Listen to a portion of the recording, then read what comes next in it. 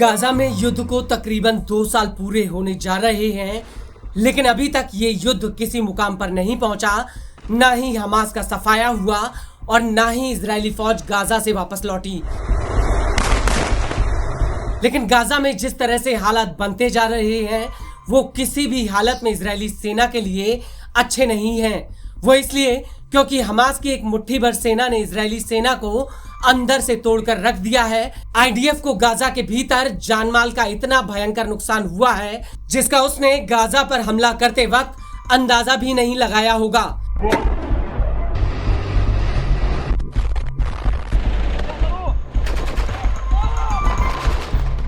Israel ने Hamas को जितना हल्के में लिया था, आज वही हमास इजरायली सेना पर उतना ही भारी पड़ रहा है।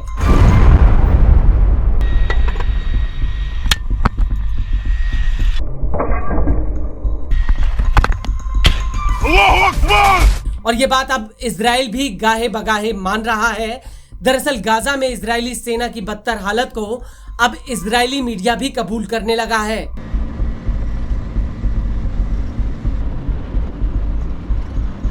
इजराइल की न्यूज एजेंसी चैनल 12 ने अपनी एक रिपोर्ट में कहा है कि गाजा में युद्ध की शुरुआत से लेकर अब तक आईडीएफ को 18,500 सैनिकों का नुकसान हुआ है। इनमें से 12,500 सैनिक शारीरिक रूप से घायल हुए हैं, जबकि 10,000 से ज्यादा सैनिक युद्ध से लौटने के बाद गहरे तनाव में चले गए हैं, जबकि हजारों सैनिक मानसिक बीमारियों से जूझ रहे हैं।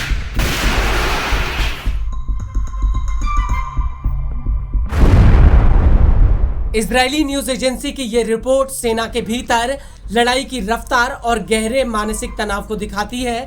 और इससे भी ज्यादा हैरान करने वाली बात यह है कि इजरायली न्यूज एजेंसी ने जो डेटा रिलीज किया है उसमें यह खुलासा हुआ है कि 33% घायल इजरायली सैनिकों के पैरों में चोट आई है, जबकि 13% सैनिकों के सिर, आंख या कान में चोटें आई हैं और 7% ऐसे सैनिक हैं जिनकी रीढ़, गर्दन या पीठ में चोटें आई हैं। ये चोटें आमतौर पर उच्च तीव्रता वाले शहरी युद्ध और बार बार धमाकों के संपर्क में आने से जुड़ी हुई हैं।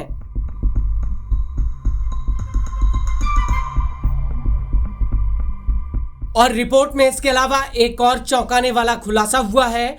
वो ये है कि घायल सैनिकों में 65% ऐसे जवान हैं जो रिजर्व यूनिटों से हैं, जबकि 18% सैनिक नियमित सेना से हैं और 10% सैनिक पुलिस और अन्य सुरक्षा यूनिटों से हैं। डेटा के मुताबिक गाजा युद्ध में घायल तकरीबन 7% सैनिक स्थायी सैनिक हैं। इसके अलावा कुल घायल सैनिकों में 7% महिला सैनिक भी हैं।